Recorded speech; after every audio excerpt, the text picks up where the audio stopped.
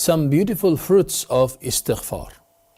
Previously we spoke about some of those fruits, but ya ikhwa, yani some of the ulama mentioned that there are over 60 benefits for istighfar. Subhanallah, you can't count that. So many benefits for istighfar, and scholars are also counting, everyone is trying to count some of those benefits from the Qur'an, extracting it from the Qur'an and from the authentic sunnah of Rasulullah sallallahu alaihi wasallam, because it is so powerful when you are accustomed on making istighfar, astaghfirullah. وقال رسولنا صلى الله عليه وسلم أيها الناس استغفروا الله وتوبوا إليه فإني أستغفر الله وأتوب إليه في اليوم 100 مرة. O people, make istighfar and tawbah, he said, because I make istighfar and tawbah every day 100 times, the Prophet said sallallahu alaihi wasallam. Say, O people, make istighfar and tawbah, for I make istighfar and tawbah every day 100 times. Allahu Akbar. If this is the condition of the Prophet sallallahu alaihi wasallam, what about us?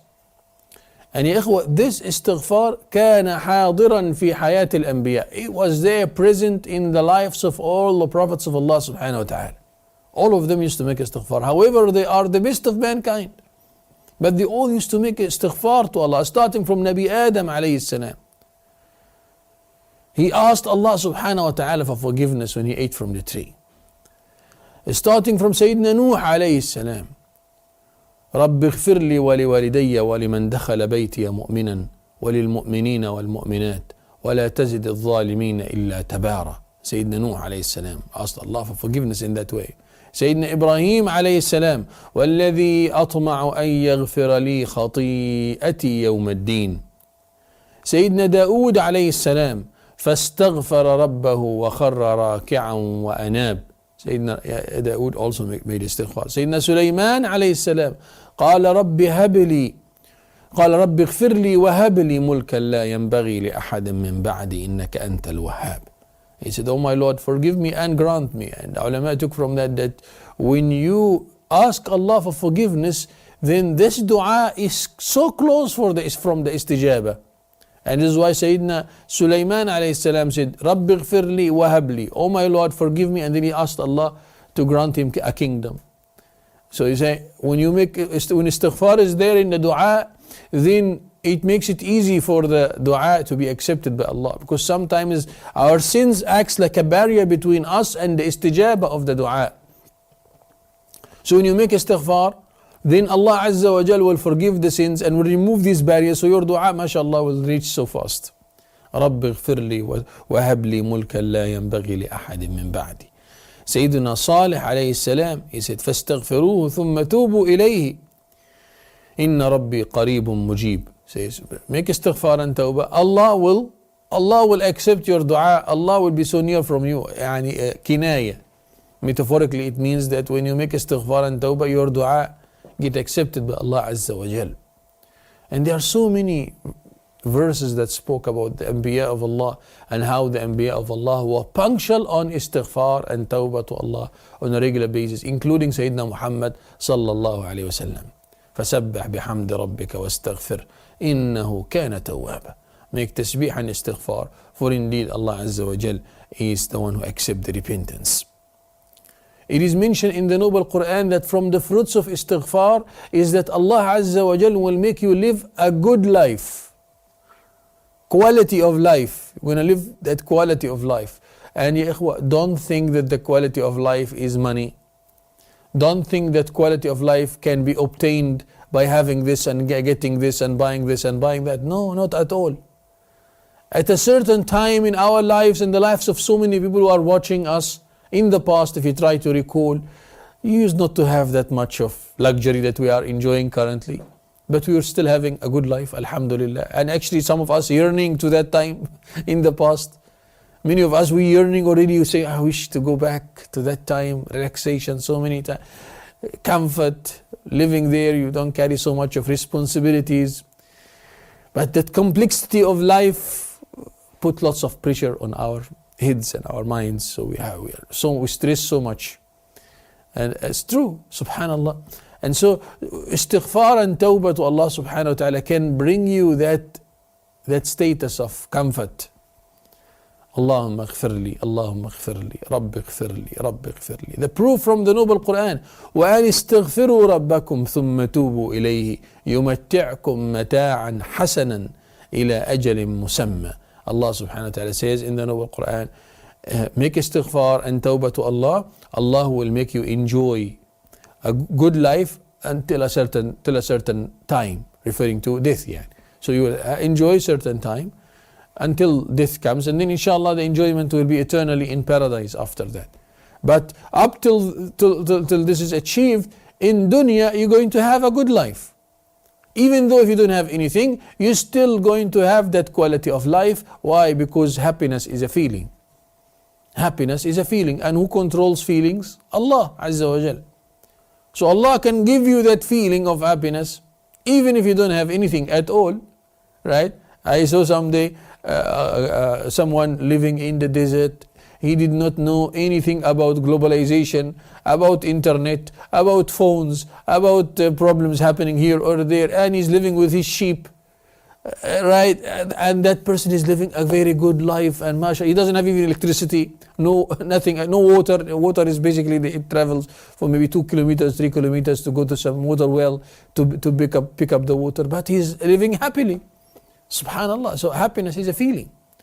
لا تحسبن السعادة جمع مال إن التقي هو السعيد. Imam Shafi'i rahimahullah said, don't think that happiness is in money, but the one who's muttaqi, this is the one who achieved the real happiness. So istighfar and tawbah is so important. Astaghfirullah, astaghfirullah, astaghfirullah. يُمَتِّعْكُمْ مَتَاعًا حَسَنًا. So one of the fruits is you're going to have this good enjoyment inshallah in dunya and in akhirah. This istighfar, ya ikhwa, this istighfar is a protection for you. One of the fruits of istighfar, it's a protection for us from the punishment of Allah Azza wa Jal. Because sins are there, sins cause difficulties for us.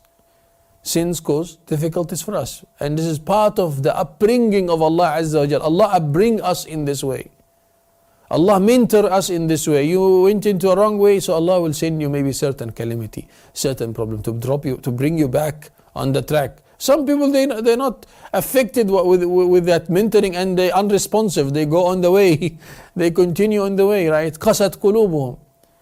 But most of people, especially those who have iman in their hearts, when the calamity affects them, you find them, mashallah, opening the mushaf. You find them, mashallah, making salah on time. They fix and they ask Allah and they make tadarru'. Some people are like that. So why do you want to come back to Allah at the times of calamities and problems? Why do you want to come back to Allah only after a problem? Come to Allah for raha. Turn to Allah when everything is fine.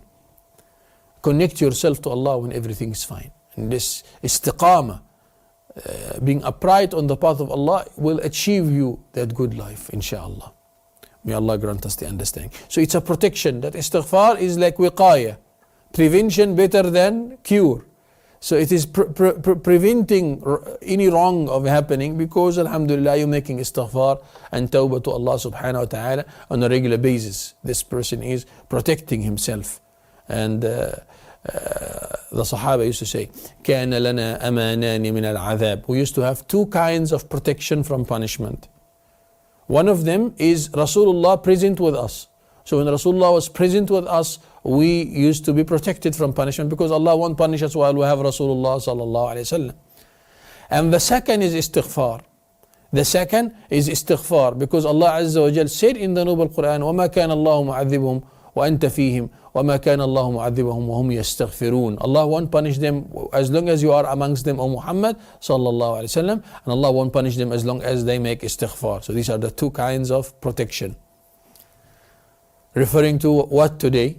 Do we have one or two today? And someone said we have only one, which is istighfar. Rasulullah passed away. But Allah, we have also the first one, which is Rasulullah sallallahu alaihi wasallam, represented in his sunnah.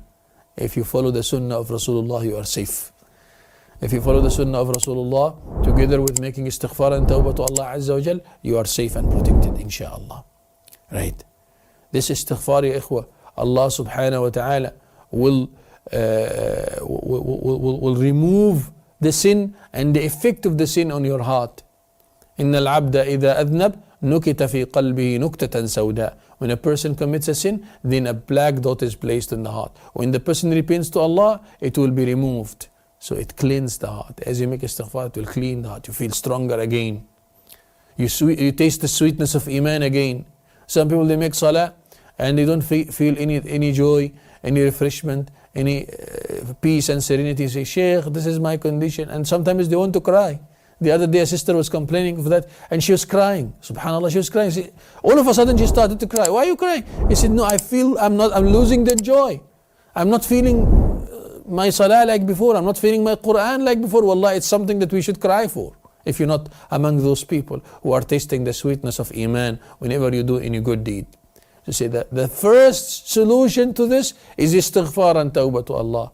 Because you make istighfar and tawbah, it will remove that sin. It will remove the effect of the sin in your heart. Now the heart start to feel again the sweetness of Iman and the joy again. This istighfar will increase your rizq and sustenance. Allah will give you rizq and sustenance when you make istighfar. Allahu Akbar. This istighfar will elevate the rank of the mayyit. يرفع درجة الميت. This istighfar يسرك يوم القيامة will make you happy on the day of judgment. A lot of istighfar will make you happy on the day of judgment. طوبى لمن وجد في صحيفته استغفارا كثيرا. Rasulullah sallallahu alayhi wasallam says, good news to this person who will find in his sahifa on the day of judgment so many istighfar. This istighfar will bring you rizq from where you don't even count. يرسل السماء عليكم مدرارا. Allah Azza wa Jalla said, Allah will send you rain, Allah will send you sustenance and provision. Metaphorically, Allah will send you so much of sustenance and provision because of your istighfar.